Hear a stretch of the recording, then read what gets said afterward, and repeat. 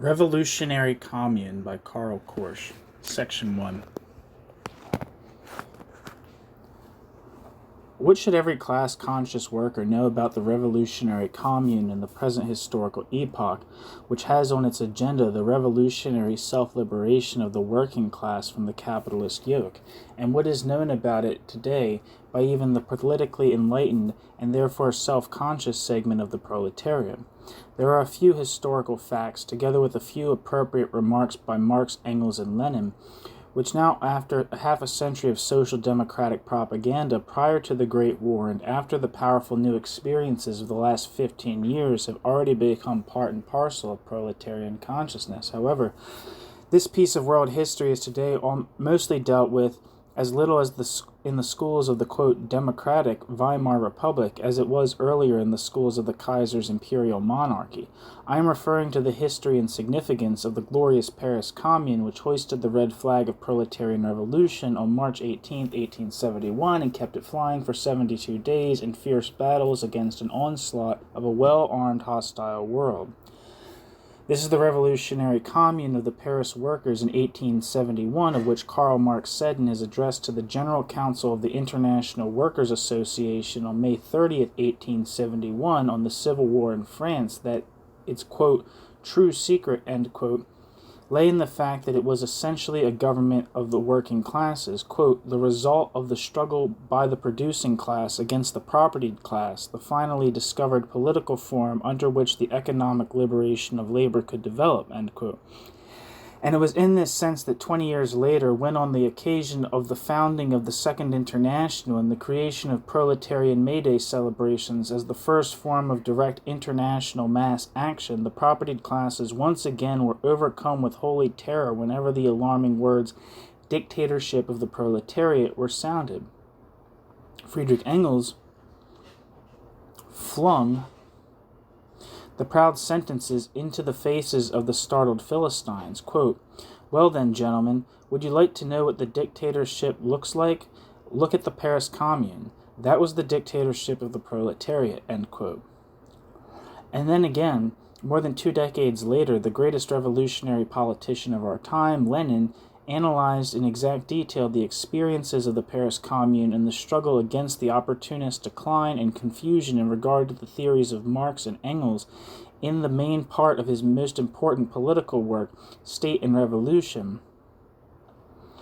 And when, a few weeks later, the Russian Revolution of 1917, which had begun in February as a national and bourgeois revolution, broke through its national and bourgeois barriers and expanded and deepened into the first proletarian world revolution,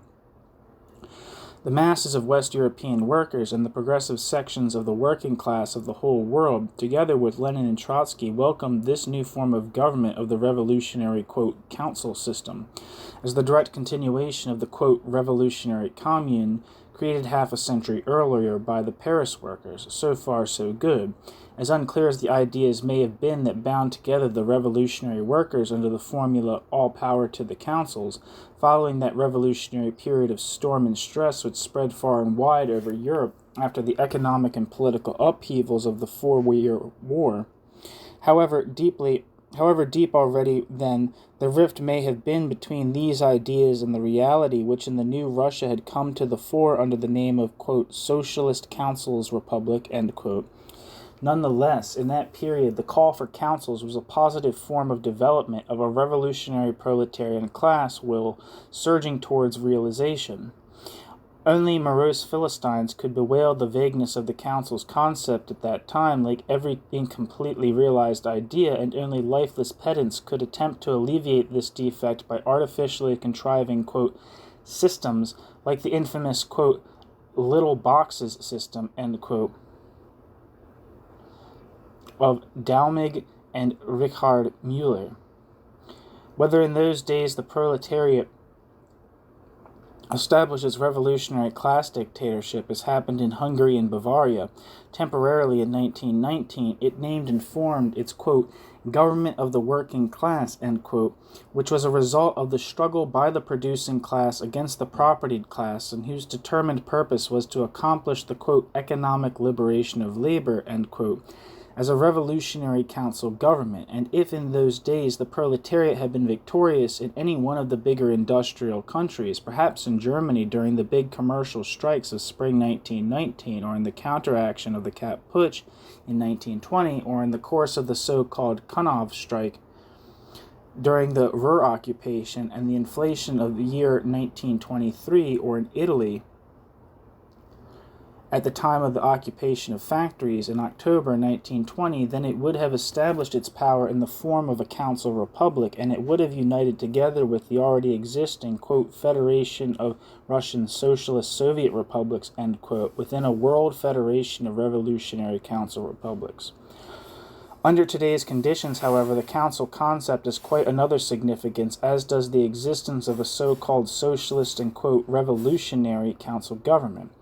Now, after the overcoming of the world economic crisis of 1921 and the related defeat of the German, Polish, and Italian workers, and the following chain of further proletarian defeats, including the British General Strike and the Miners' Strike of 1926, European capitalism has commenced a new cycle of its dictatorship on the backs of the defeated working class. Under these changed objective conditions, we, the revolutionary proletarian class fighters of the whole world, cannot any more hold subjectively onto our old belief, quite unchanged and unexamined, in the revolutionary significance of the council concept and the revolutionary character of council government, as a direct development of that political form of the proletarian dictatorship, quote, discovered, end quote, half a century ago by the Paris Communards. It would be superficial and false when looking at the flagrant contradictions existing today between the name and the real conditions of the Russian, quote, Union of Socialist Soviet Republics, end quote, to satisfy ourselves with the statement that the men in power in present-day Russia, quote, betrayed, end quote, that original, quote, revolutionary, end quote, council principle, just as in Germany, Scheidemann, Müller, and Leitpart have, quote, betrayed, end quote, their, quote, revolutionary, end quote, socialist principles of the days before the war. Both claims are true without doubt. The Scheidemanns, Müllers, and Leitparts were traitors to their socialist principles, and in Russia, the, quote, dictatorship, end quote, experience exercised today from the high pinnacle of an extremely exclusive government party apparatus, by means of a million-headed bureaucracy over the proletariat and the whole of Soviet Russia that only in name is still reminiscent of the, quote, communist and the, quote, Bolshevik party, has little in common with the revolutionary council concept of 1917 and 1918 as the fascist party dictatorship of the former revolutionary social democrat Mussolini in Italy. However, so little is explained in both cases in regard to, quote, betrayal, end quote, that rather the fact of the betrayal itself requires explanation. The real task of the contradictory development from the once revolutionary slogan, all power to the councils, to the now capitalist fascist regime in the so-called socialist Soviet state has put on the agenda for us, class-conscious revolutionary proletarians, is rather a task of revolutionary self-critique. We must recognize that not only does that revolutionary dialectic apply to the ideas and institutions of the feudal and bourgeois past, but likewise to all thoughts and organizational forms which the working class itself has already brought forward during the hitherto prevailing stages of its historical struggle for liberation. It is this dialectic which causes the good deed of yesterday to become the misery of today, as Goethe said in his Faust, or as it is more clearly and definitely expressed by Karl Marx. Every historical form turns at a certain point of its development from a developing form of revolutionary forces of production, revolutionary action, and developing consciousness into the shackles of that developing form. And as this dialectical antithesis of revolutionary development applies to all other historical ideas and formations, it equally applies also to those philosophical and organizational results of a certain historical phase of revolutionary class struggle, which is exemplified by the Paris Communards of almost 60 years ago in the, quote, finally discovered, end quote, political form of government, of the working class in the shape of a revolutionary commune. The same is applicable to the following new historical phase of struggle in the revolutionary movement of the Russian workers and peasants and the international working class, which brought forth the new form of the, quote, revolutionary council's power, end quote. Instead of bewailing the, quote, betrayal of the council concept and the, quote, degeneration of the council power, we must gather by illusion-free, sober, and historically objective observation the beginning, middle, and end of the whole development within a total historical panorama, and we must pose this critical question. What is, after this total historical experience, the real historical and class-oriented significance of this new political form of government, which brought about in the first place the revolutionary commune of 1871, although its development was forcibly interrupted after 72 days' duration, and then the Russian Revolution of 1917 in concrete, more final shape.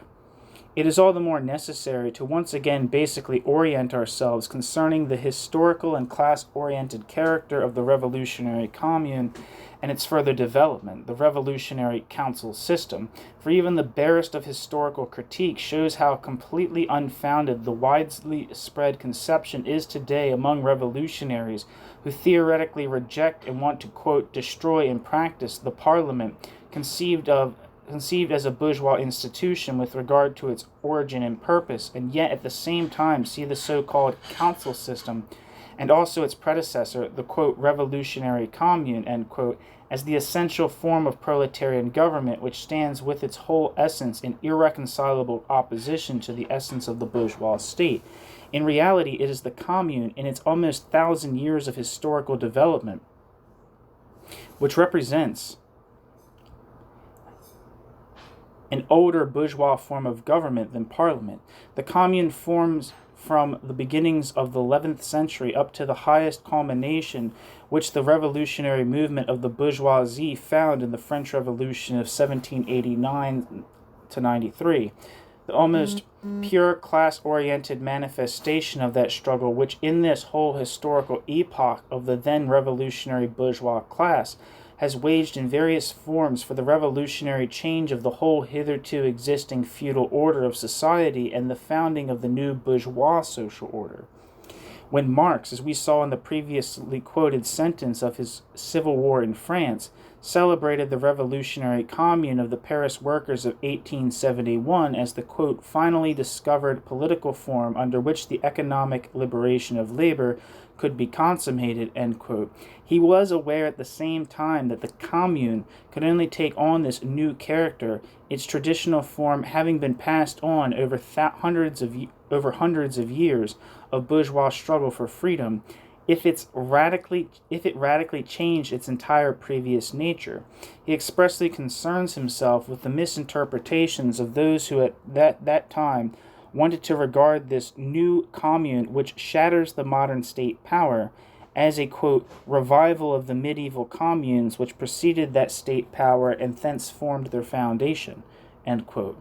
And he was far removed from expecting any wondrous effect for the proletarian class struggle from the political form of the communal constitution per se, detached from the definite proletarian class-oriented content with which the Paris workers, according to his concept, had for one historical moment filled the political form, achieved through struggle and put into the service of their economic self-liberation.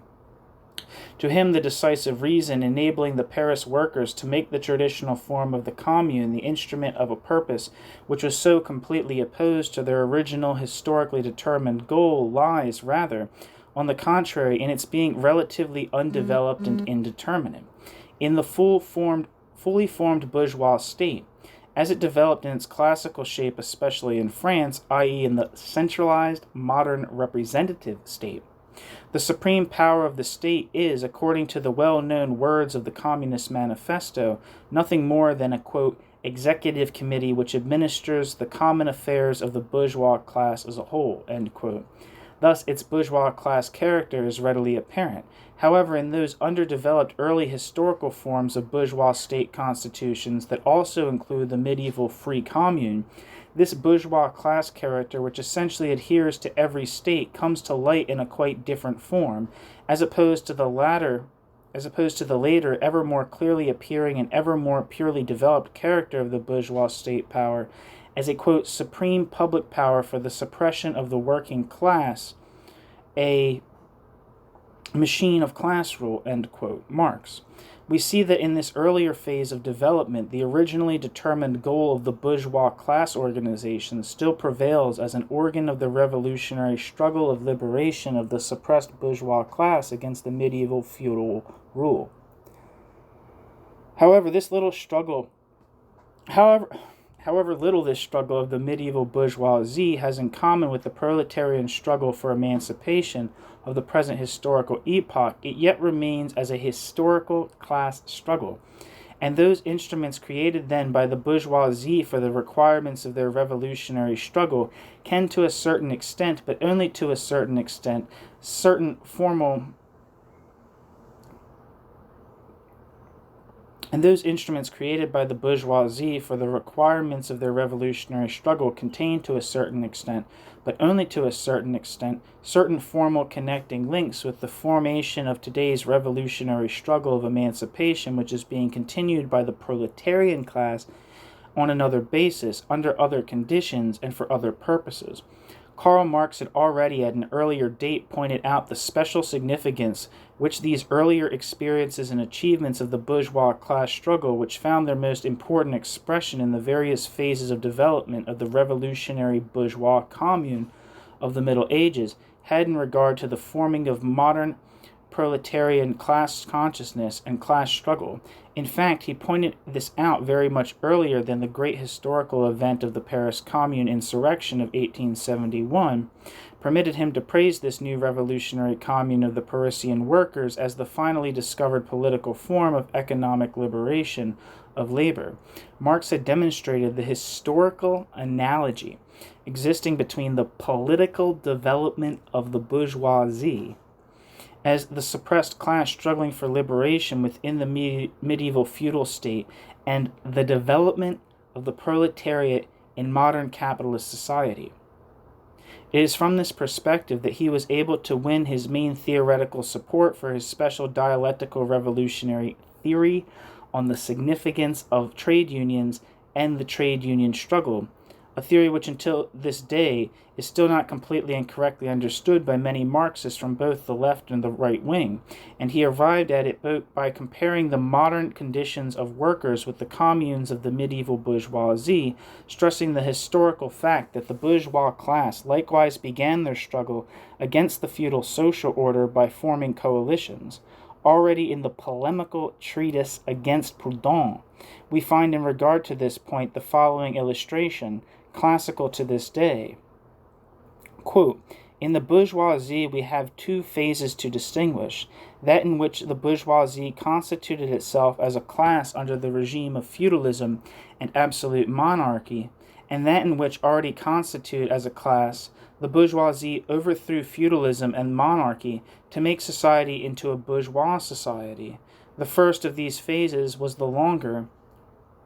and necessitated the greater effort. This too began by partial combinations against the feudal lords. Much research has been carried out to trace the different historical phases that the bourgeoisie has passed through,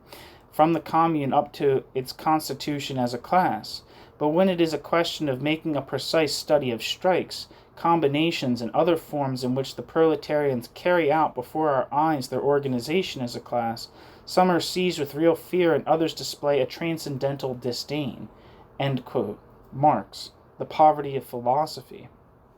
What is theoretically articulated here by the young Marx in the 1840s, who only recently crossed over to proletarian socialism, and what he repeats in a similar form a few years later in the Communist Manifesto by illustrating the diverse phases of the development of the bourgeoisie and the proletariat, he articulates once again 20 years later in the well-known resolution of the Geneva Congress of the International Association of Workers with regard to trade unions. Marx argues that the trade unions have already, during their hitherto prevailing development, become, quote, the focal points of organization of the working class, just as the medieval municipalities and villages have become focal points for the bourgeoisie, end quote.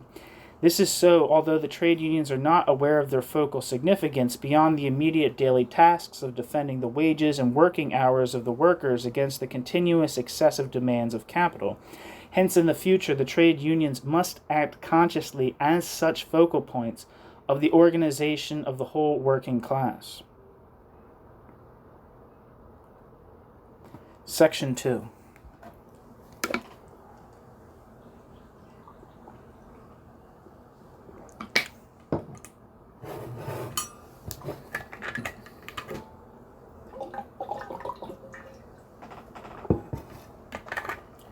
If one wants to understand Marx's later position regarding the revolutionary commune of the Parisian workers and its real significance, one must take his original concept of the historical relationship between the organizational forms of the modern proletariat and the earlier bourgeois class struggle as a starting point. The commune arose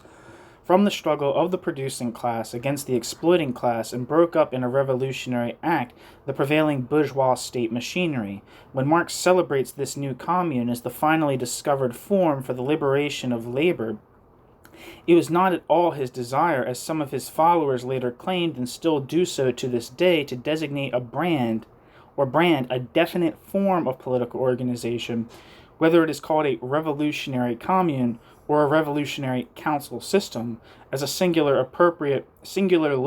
appropriate and potential form of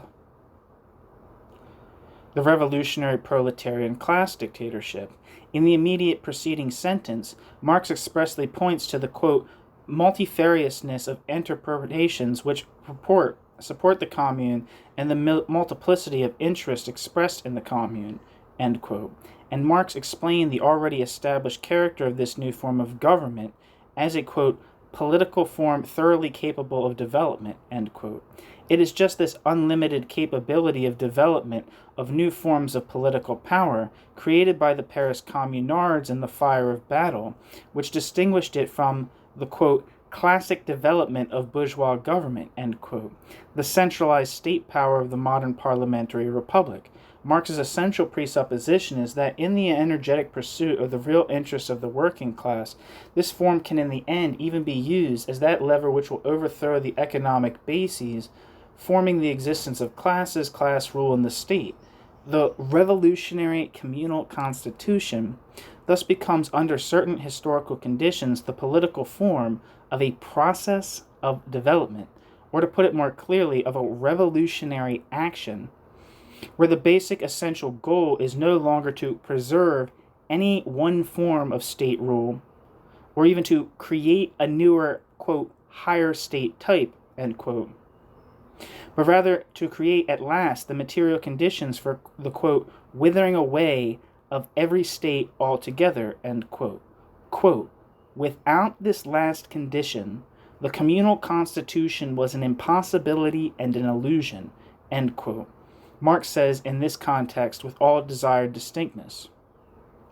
Nonetheless, there remains still an unbalanced contradiction between, on the one hand, Marx's characterization of the Paris Commune as the finally discovered, quote, political form, end quote, for accomplishing the economic and social self-liberation of the working class, and on the other hand, his emphasis at the same time that the suitability of the commune for this purpose rests mainly on its formlessness, that is, on its indeterminateness and openness to multiple interpretations. It appears there is only one point at which Marx's position is perfectly clear, and to which he professed at this time under the influence of certain political theories he had in the meantime come up against, and which were incorporated in this original political concept, not least under the practical impression of the enormous experience of the Paris Commune itself. While in the Communist Manifesto of 1847-48, and likewise in the inaugural address to the International Workers' Association in 1864, Marx still had only spoken of the necessity, quote, for the proletariat to conquer political power, end quote. Now, the experience of the Paris Commune provided him with the proof that, quote, the working class cannot simply appropriate the ready-made state machinery and put it into motion for its own purposes, but the working class must smash the existing bourgeois state machinery in a revolutionary way, end quote. This sentence has since been regarded as an essential main proposition and the core of the whole political theory of Marxism, especially since in 1917 Lenin at once theoretically restored the unadulterated Marxian theory of the state in his work State and Revolution, and practically realized it through carrying through the October Revolution as its executor. But obviously nothing positive is at all yet said about the formal character of the new revolutionary supreme state power of the proletariat, with the merely negative determination that the state power cannot simply, quote, appropriate the state machinery, end quote, of the previous bourgeois state, quote, for the working class and set it in motion for their own purposes, end quote. We must ask, for which reason does the, quote, commune, end quote, in its particular determinate form, represent the finally discovered political form of government for the working class, as Marx puts it in his Civil War, and as Engels characterizes it once more at great length in his introduction to the third edition of the Civil War 20 years later. Whatever gave Marx and Engels, these fiery admirers of the centralized system of revolutionary bourgeois dictatorship, realized by the great French Revolution, the idea to regard precisely the commune as the, quote, political form, end quote, of the revolutionary dictatorship of the proletariat, when it appeared to be the complete opposite to that system. In fact, if we analyze more exactly the political program and goals to be attained as proposed by the two founders of scientific socialism, Marx and Engels, not only in the time before the Paris Commune insurrection, but also afterwards, the assertion cannot be maintained that the form of proletarian dictatorship realized by the Paris Commune of 1871 would in any particular sense be in unison with those political theories. Indeed, Marx's great opponent in the First International, Mikhail Bakunin, had on this point the historical truth on his side when he sarcastically commented on Marx as having annexed the Paris Commune retrospectively. Quote, the impact of the communist insurrection was so powerful that even the Marxists, who had all their ideas thrown to the wind by it, were forced to doff their hats to it. They did more than that. In contradiction to all logic and their innermost feelings, they adopted the program of the Commune and its aim as their own. It was a comic but enforced travesty. They had to do it. Otherwise, they would have been rejected and abandoned by all. So mighty was the passion which this revolution had brought about in the whole world. End quote. Bakunin. The revolutionary ideas of the Paris Communards of 1871 are partly derived from the federalistic program of Bakunin and Proudhon, partly from the circle of ideas of the revolutionary Jacobins surviving in Blanchism, and only to a very small degree in Marxism. 20 years later, Friedrich Engels claimed that the Blanquists, who formed the majority of the Paris Commune, had been forced by the sheer weight of the facts to proclaim instead of their own program of a, quote, strict dictatorial centralization of all power in the hands of the new revolutionary government, end quote, the exact opposite, namely the free federation of all French communes with the Paris Commune. On this issue, the same contradiction arises between Marx and Engels' political theory upheld so far and their now prevailing unconditional acknowledgement of the Commune as the, quote, finally discovered political form, end quote, of the government of the working class. It is erroneous when Lenin, in his 1917 work, State and Revolution, describes the evolution of the Marxian theory of the state as if Marx had in the transition period up to 1852 already concretized the abstract formulation of the political task of the revolutionary proletariat as proposed in his Communist Manifesto of 1847-48. To the effect that the victorious proletariat must, quote, destroy and, quote, smash the existing bourgeois supreme state power. Against this thesis of Lenin speaks Marx and Engels' own testimony, who both declared repeatedly that just the experience of the Paris Commune of 1871 provided for the first time the effective proof that, quote, the working class cannot simply appropriate the ready-made state machinery and set the ready-made state machinery in motion for the working class's own purposes, end quote. It was Lenin himself who provided the logical gap appearing in his presentation of the development of a revolutionary Marxist state theory at this point by simply jumping over a time span of 20 years in his otherwise so historically correct and philologically exact reproduction of Marx and Engels' remarks on the state. Lenin proceeds from the 18th Brumaire of Louis Bonaparte of 1852 straight on to the Civil War in France of 1871, and in so doing overlooks, among other things, the fact that Marx summarized the whole, quote, political program, end quote, of the working class in this one lapidary sentence of his inaugural address of the First International. Quote, "It is therefore the great task of the working class now to seize political power," end quote. Yet even in the time after 1871, when Marx, on account of the experience of the Paris Commune, advocated in a far more certain and unequivocal way that ever before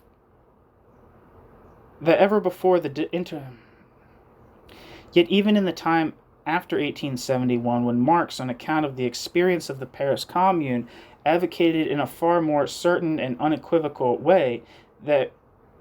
ever before that the indispensable necessity of crushing the bourgeois state machinery and building the proletarian class dictatorship, he was far removed from propagating a form of government modeled on the revolutionary Paris Commune as the political form of proletarian dictatorship. Just for that one historical moment, in which he unconditionally and without reservation came forward on behalf of the heroic fighters and victims of the Commune vis-a-vis the triumphant reaction, he did, or so it appears, uphold this standpoint, and I am referring to the address to the General Council of the International Workers' Association on the Civil War in France, written in blood and fire on behalf of this first international organization of the revolutionary proletariat. For the sake of the revolutionary essence of the Paris Commune, Marx expressed the critique which from his standpoint he should have exercised on the special form of its historical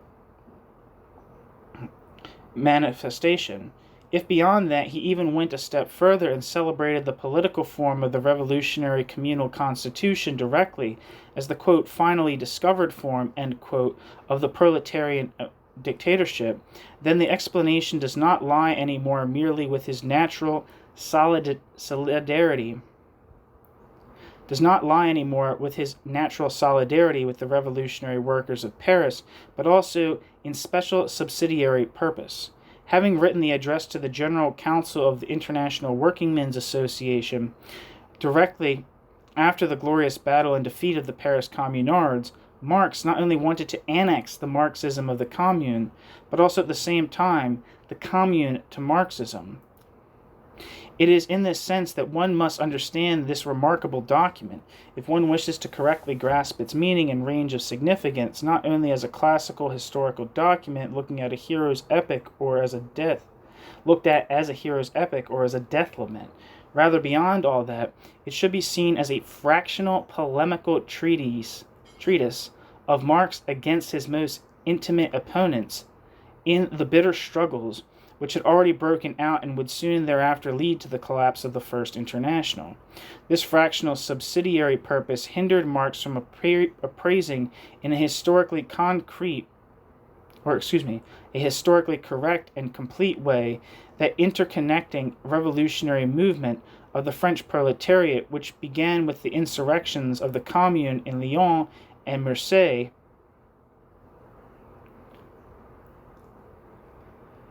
in 1870 and had its climax in the Paris Commune insurrection of 1871. It also forced him to explain the revolutionary communal constitution, welcomed as the,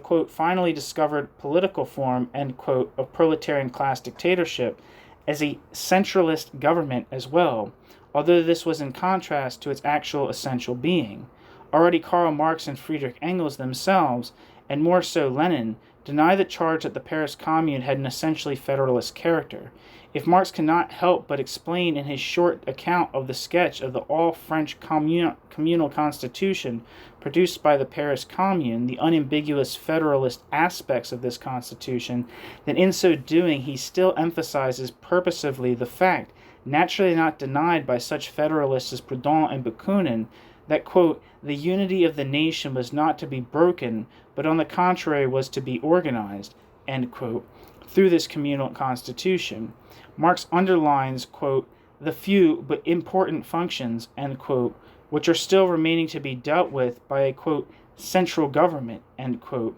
within this communal constitution. Marx remarks that according to the plan of the Commune, these functions, quote, were not, as some intentionally falsified, to be abolished, but were to be transferred to the communal and strictly responsible civil servants, end quote. On this basis, Lenin later declared that, quote, not a trace of federalism is to be found, end quote, in Marx's writings on the example of the Commune. Quote, Marx is a centralist, and in his explanations cited here, there is no deviation from centralism, end quote, state and revolution. Quite correctly so, but Lenin omits to mention at this point, Hi, Thomas. hello, at this point, that Marx's exposition of the Paris Commune is also everything else but a historically correct characterization of the revolutionary commune constitution aspired to by the Paris Communards and realized in the first beginnings. In order to deflect from the federative and anti-centralist character of the Paris Commune as much as possible, Marx and Engels and likewise Lenin have emphasized above all else the negative aspect that it represents as such, the destruction of the prevailing bourgeois state power. On this point, there is no quarrel among revolutionaries. Marx, Engels, and Lenin have justly emphasized that the decisive foundation for the proletarian revolutionary character of the form of political supreme power, as stated by the Commune, is to be sought in its societal being as a realization of proletarian class dictatorship. They pointed out to their, quote, federalist, end quote, adversaries with great severity that the decentralized federative state form as such is quite as bourgeois as the centralist form of government of the modern bourgeois state. They nevertheless committed the same error which they so strongly opposed in their opponents, not by concentrating on the, quote, federalist character of the communal constitution, but rather by emphasizing too much the other formal differences which distinguish the Paris Commune from parliamentarism and other surpassed forms of the bourgeois state constitution. For example, on the replacement of the standing army through the militia, on the unification of executive and legislative power, and on the responsibility and right of dismissal of, quote, communal functionaries. They thereby created a considerable confusion of concepts, out of which emerged not only harmful effects with regard to the position of Marxists vis-a-vis the Paris Commune, but also likewise the later positioning of the revolutionary Marxist direction vis-a-vis the new historical phenomenon of the revolutionary council system. As incorrect as it may be to see with Proudhon and Bakunin an overcoming of the bourgeois state in the, quote, federative form, it is just as incorrect when today some Marxist followers of the revolutionary commune on the revolutionary council system believe on the basis of such misunderstood explanations by Marx, Engels, and Lenin that a parliamentary representative with a short-term binding mandate revocable at any time, or a government functionary employed by private treaty for, quote, ordinary wages, end quote, would be a less bourgeois arrangement than an elected parliamentarian. It is completely erroneous when they believe that there are, quote, any, quote, communal or, quote, council-like forms of constitution whose introduction may cause the state governed by the revolutionary proletarian party in the end to relinquish completely that character of an instrument of class suppression which adheres to every state. The whole theory of the final withering away of the state in communist society taken over by Marx and Engels out of the tradition of utopian socialism and further developed on the basis of practical experiences of the proletarian class struggle in their time, loses its revolutionary meaning when one declares with Lenin that there is a state where the minority does not suppress any more the majority, but rather, quote, the majority of the people themselves suppress their own suppressors, end quote, And such a state of proletarian dictatorship, then, in its capacity as a, quote, fulfiller, end quote, of true or proletarian democracy, quote, is already a withering away of the state, end quote. Lenin, State and Revolution. It is high time again to posit with full clarity the two basic theories of the real revolutionary proletarian theory, which by temporary adapting to practical requirements of such certain phases of the struggle as the Paris Commune insurrection of 1871 and the Russian October Revolution of 1917, in the end ran into danger of being abrogated. The essential final goal of proletarian class struggle is not any one state, however, quote, democratic, quote, communal, or even, quote, council-like, but is rather the classless and stateless communist society, whose comprehensive form is not any longer some kind of political power, but is, quote, that association in which the free development of every person is the condition for the free development of all, end quote. Communist Manifesto. Irrespective of whether the proletarian class can, quote, conquer, more or less unchanged the surpassed state apparatus following the illusion of Marxist reformists, or whether it can only really appropriate it according to the revolutionary Marxist theory by radically, quote, smashing its surpassed form and, quote, replacing it through a new revolutionary created form. Until then, in either case, this state will differ from the bourgeois state in the period of revolutionary transformation of capitalist into communist society only through its class nature and its social function, but not through its political form. The, quote, true secret, end quote, of the revolutionary commune, the revolutionary council system, and every other historical manifestation of government of the working class exists in this social content and not in any one artificially devised political form or in such special institutions as may once have been realized under some particular historical circumstances.